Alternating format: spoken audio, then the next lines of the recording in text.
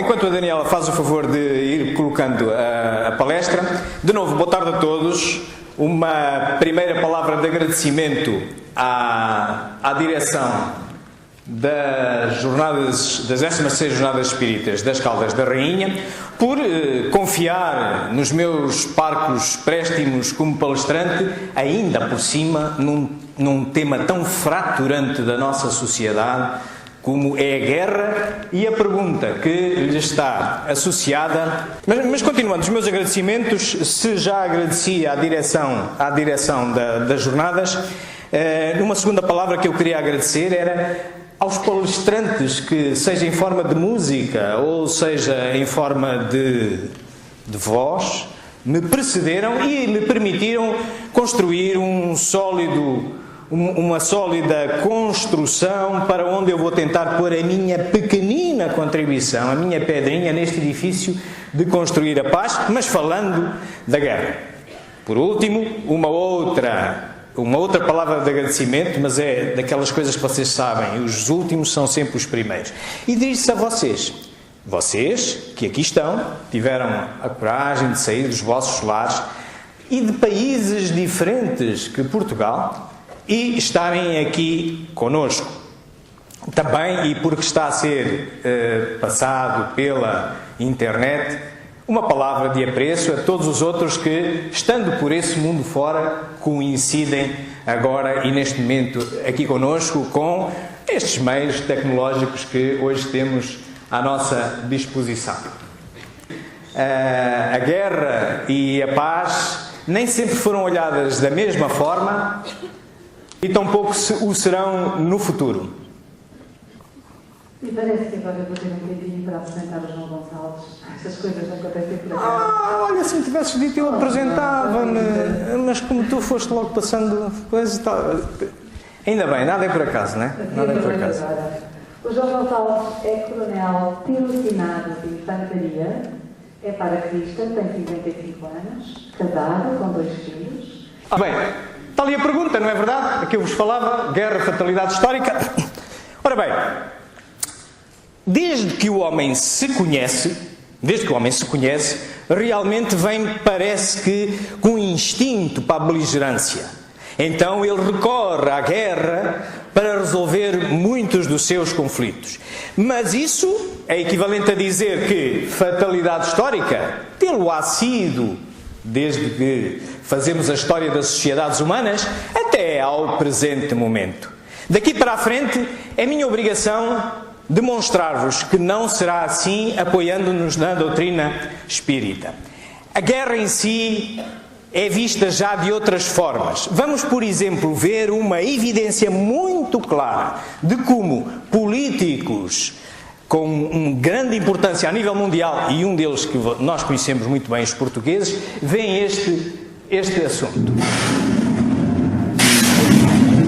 No plano dos conflitos, a guerra na Síria, que dura há quase 6 anos e já provocou a morte de centenas de milhares de pessoas, será a grande prioridade. I remember when I was in school and I was reading history books, all wars had a winner. We are now facing wars in which nobody wins, everybody is losing. And I hope I will be able to help bring people together to this understanding. As I said, this is a war in which nobody is winning. This is a war in which everybody is losing. This became a threat for everybody around the world. It's high time to put an end. Infelizmente, a guerra ainda é um mal necessário. De acordo com a doutrina espírita, ela serve fundamentalmente 2 objetivos: liberdade e progresso. Vamos para já ver o que é que a doutrina espírita nos diz a respeito também da lei natural da destruição. Pode ser surpresa para muitos que ainda não tenham tido a oportunidade de ler as leis morais do livro do Espírito, mas a destruição é também uma lei natural. Tem regras que não são exatamente aquelas que o homem hoje utiliza. Vamos ver, relembrar um pouco isso. Lei de destruição necessária e destruição abusiva. Porque ao lado dos meios de conservação, a natureza também colocou os agentes de destruição. É um remédio ao lado do mal. Já dissemos, para manter o equilíbrio e servir de contrapeso. A necessidade de destruição é a mesma em todos os mundos. É proporcional ao estado mais ou menos material dos mundos. deixa de existir quando o físico e o moral se acham mais depurados. A necessidade de destruição sempre existirá entre os homens da terra. A necessidade de destruição se enfraquece no homem à medida que o espírito domina a matéria. É por isso que o horror à destruição aumenta com o desenvolvimento intelectual e moral. Então vemos já claramente que a guerra é uma necessidade humana, é criada pelo homem, é por uma imperfeição do homem. Mas que, enfim, como não há perfeitos, temos que viver com as imperfeições que todos nós aqui temos. Olhemos melhor ainda, mais profundamente, sobre as questões da guerra e que vem no livro dos Espíritos também. E vejamos como está o nosso mundo. Que horror! Mais atentados terroristas! Para onde vai a humanidade? Vai pelo mesmo caminho que a trouxe até aqui. Injustiça, miséria, tirania, ódio, guerra. Não há caminho mais humano do que esse. Às vezes faz um ou outro desvio pela tolerância, pelo diálogo e pela paz, mas depressa regressa ao rumo certo. Soas familiar, não é? Muito bem. Passemos então a olhar para a guerra. Qual a causa que leva o homem à guerra? Predominância da natureza animal sobre a natureza espiritual e satisfação das paixões. No estado de barbárie, os povos só conhecem o direito do mais forte. Daí porque, para eles, a guerra é um estado normal. À medida que o homem progride, a guerra se torna menos frequente, porque ele evita suas causas e, quando julga necessário, sabe adicionar-lhe comunidade. Muito bem, estamos a ver a progressão moral do homem. Já vimos um pouco, quando vimos o secretário-geral das Nações Unidas a falar da guerra, com a consciência que hoje em dia já não é só pela guerra que se resolvem os problemas, começa a perceber-se efeitos colaterais não desejados, mas infelizmente ela ainda continua a ser necessária.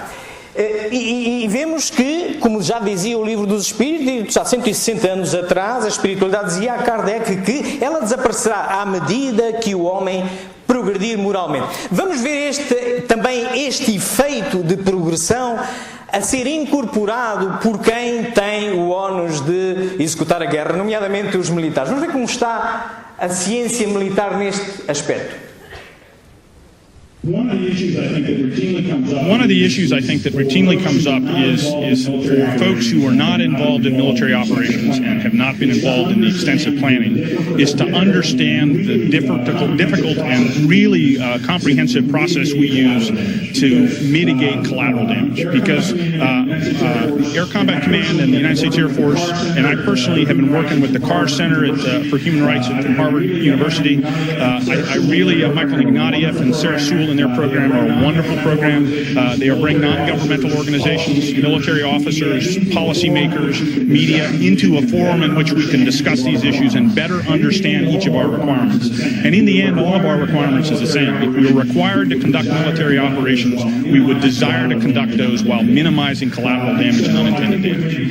And so I think we've made great strides in that area over the last decade or so. And I'd just like to kind of show you a little bit of some of what this is. First, we all have to understand that there is the term collateral damage is often misused.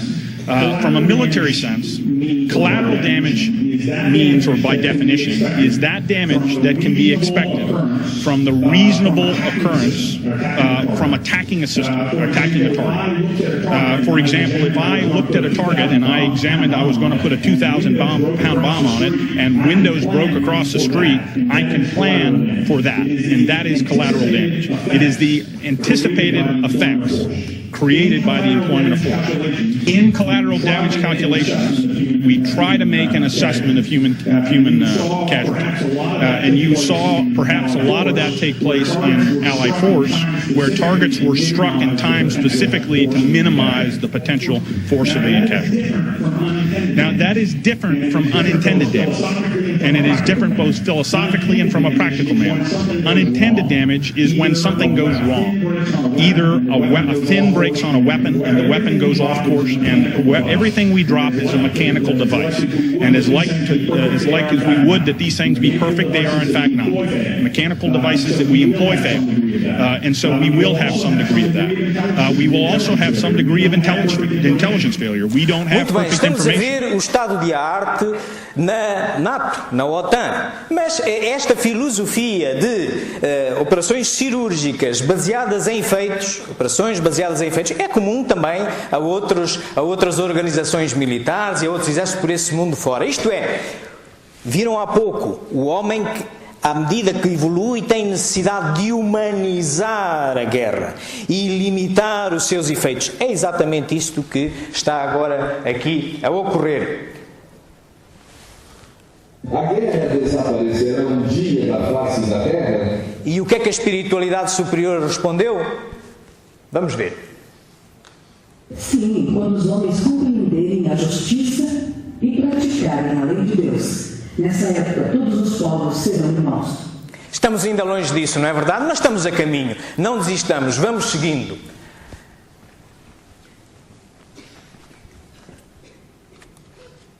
Ora, este computador parece enganado. Qual o objetivo da providência ao tornar necessária a guerra? A liberdade e o progresso. Se a guerra deve ter por efeito conduzir à liberdade, como se explica que frequentemente tenha por objetivo e por resultado a escravização? Escravização momentânea, a fim de oprimir os povos e fazê-los progredir mais depressa. Que se deve pensar daquele que promove a guerra em benefício próprio? Esse é o verdadeiro culpado.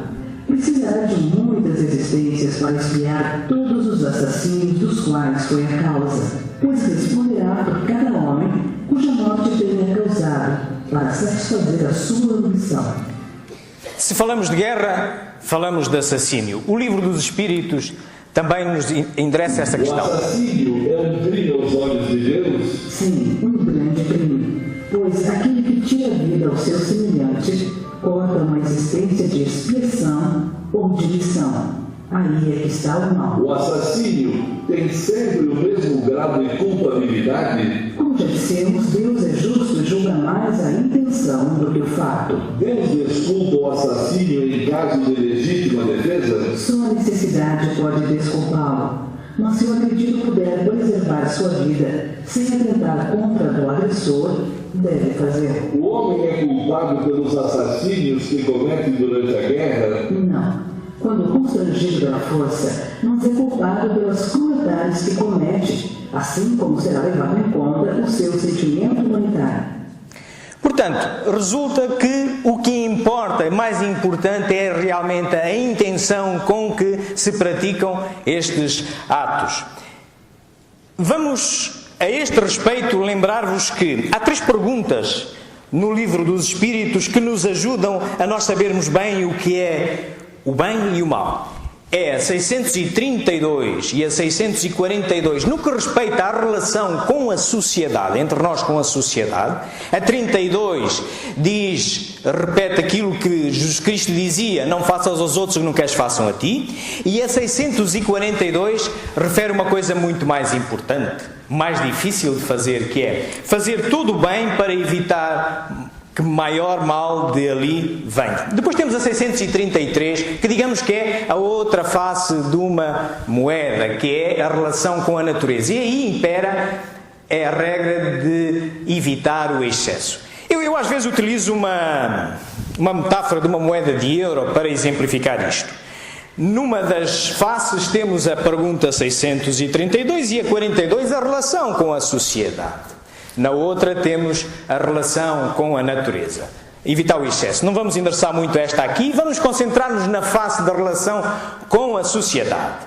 Cá temos 2 perguntas, não é? A do meio, que é a prata, digamos, da moeda de ouro, menos importante que o ouro, digamos assim, é aquela regra que Jesus nos ensinou, que mais ou menos nós já incorporamos na nossa vida. Não faças aos outros o que não queres que te façam a ti.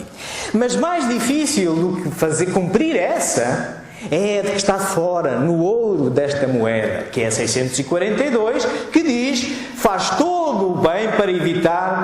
maior venha.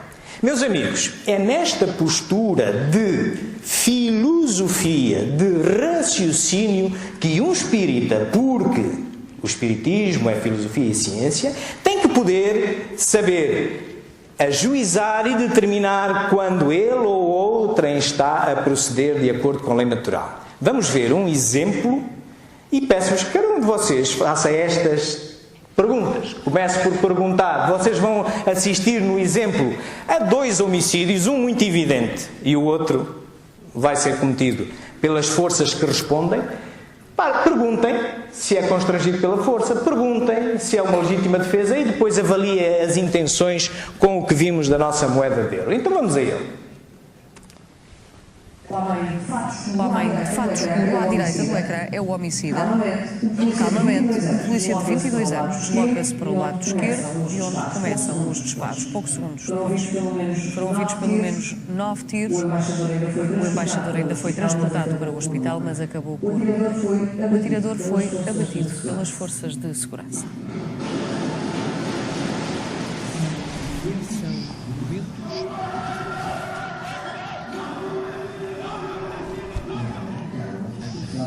Esforçava na inauguração da exposição fotográfica, quando foi baleado pelas costas 8 vezes.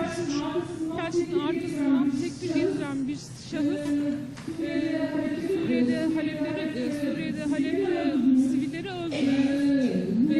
Kalmayacak şeklinde bir cümleyle beyinden çıkarttığı silahı büyük gerçeği daha sonra salondaki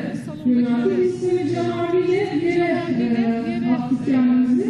O sırada saldırdığımız silahı tavana doğrulttuğunu gördük ve büyük gerçeğini de yerde yattığını gördük.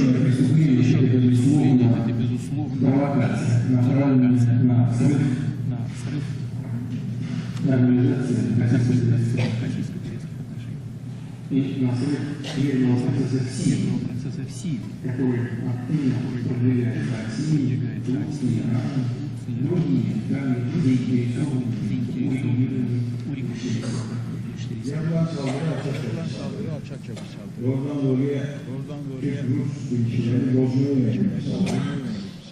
Muito bem, assistimos aqui a 2 crimes, certo? Um primeiro provocado pelo homicida que matou o embaixador, mas depois foi dito que as forças de segurança abateram este homicida. Então aqui dois homicídios. São julgados de forma diferente, não são?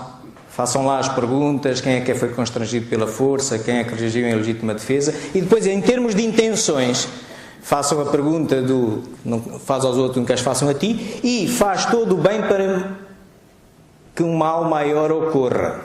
Okay? Sobre este aspecto, só dizer-vos que o homicida, em termos de intenção, ele até tem uma intenção declarada, ele matou por Deus, se é que se pode matar por Deus. Enfim, cada um tem o seu estado de adiantamento.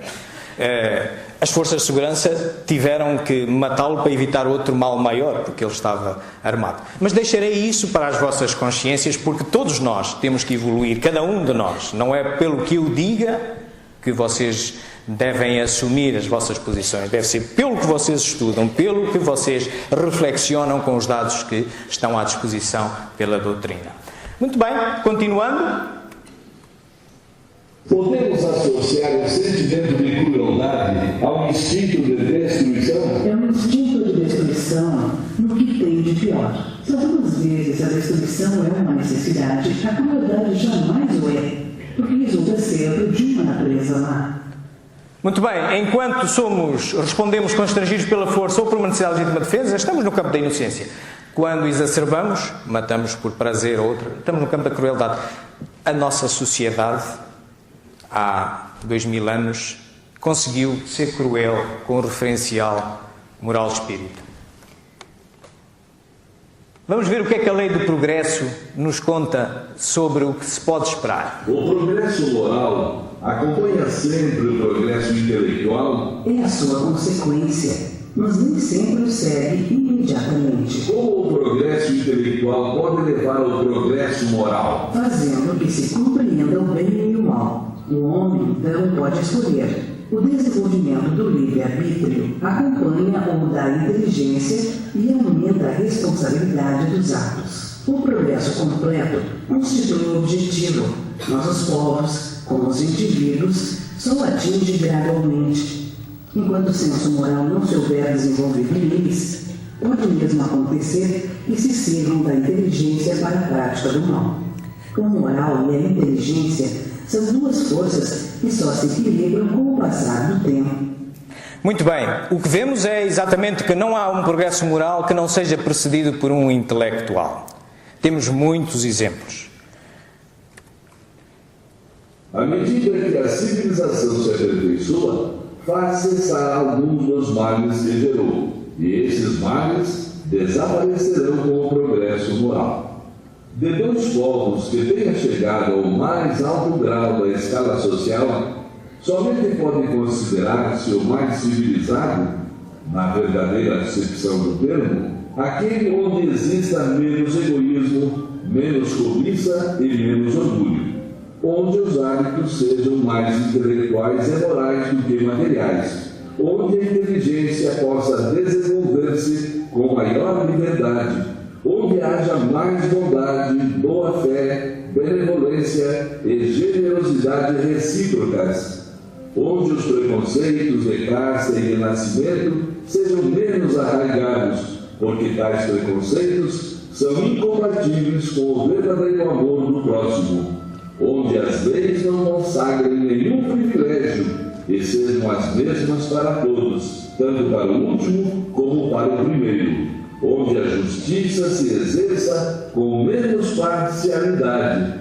onde o fraco encontre sempre amparo contra o forte, onde a vida do homem, suas crenças e opiniões sejam mais bem respeitadas, onde haja menos infelizes, enfim, onde todo homem de boa vontade esteja certo de não lhe faltar o necessário.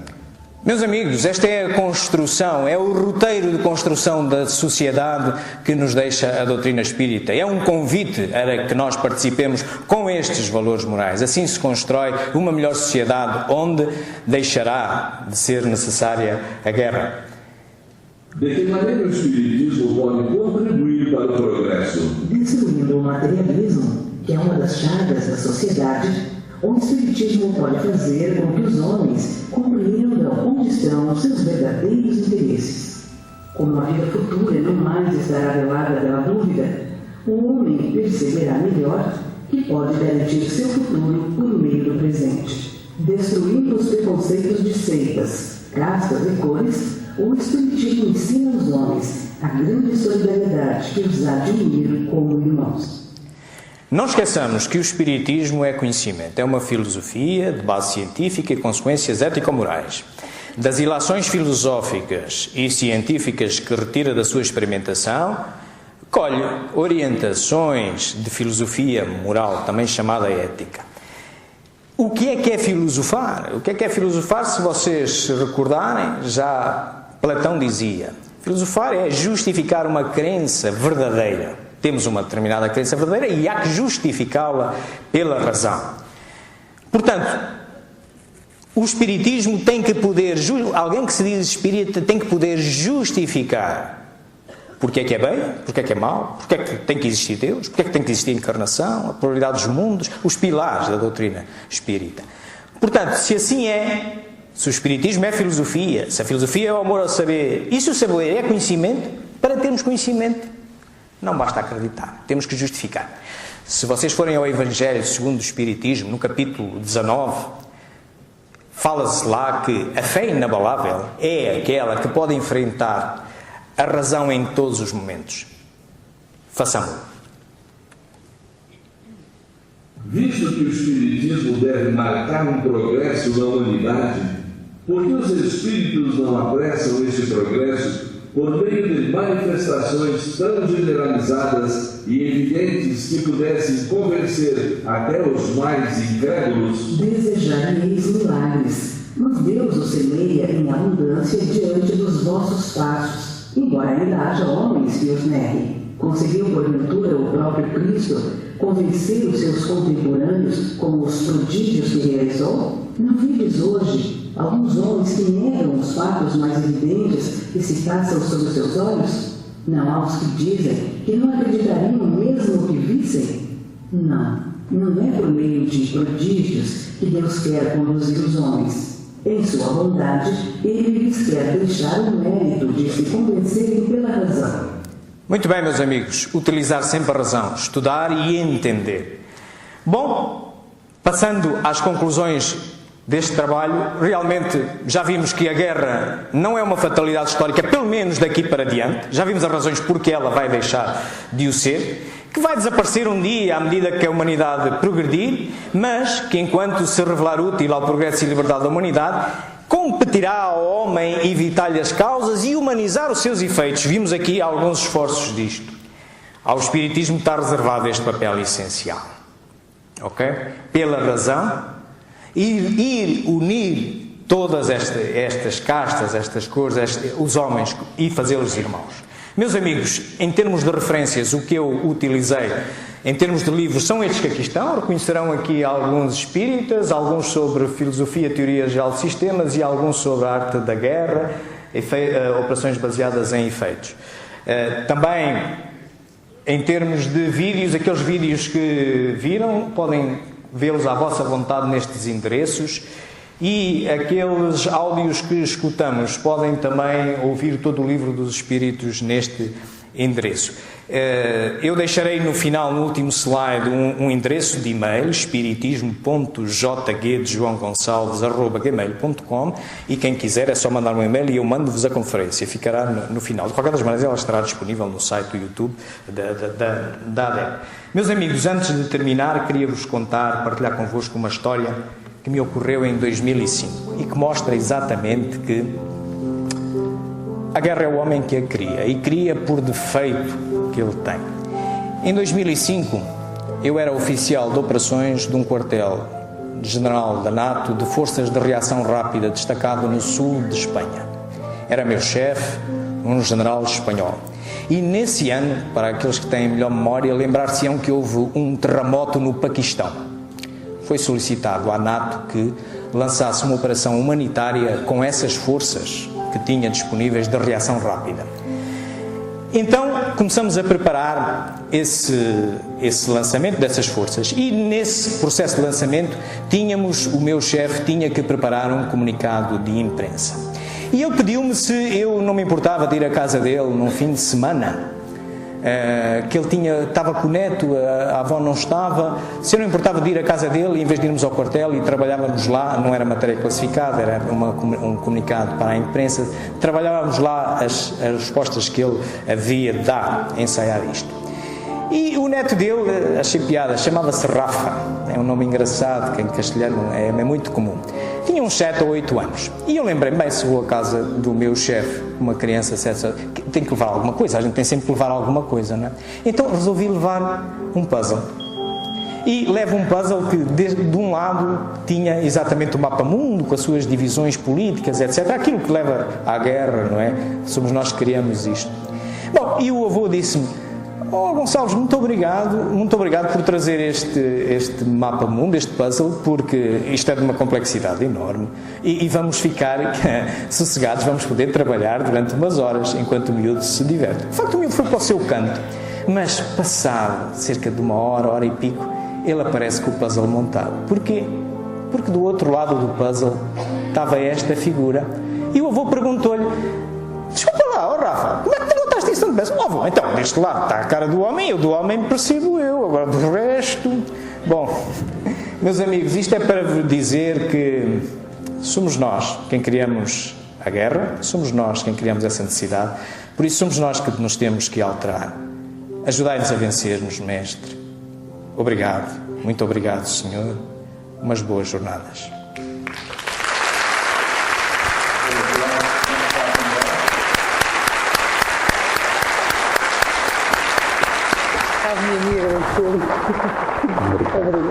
Obrigada.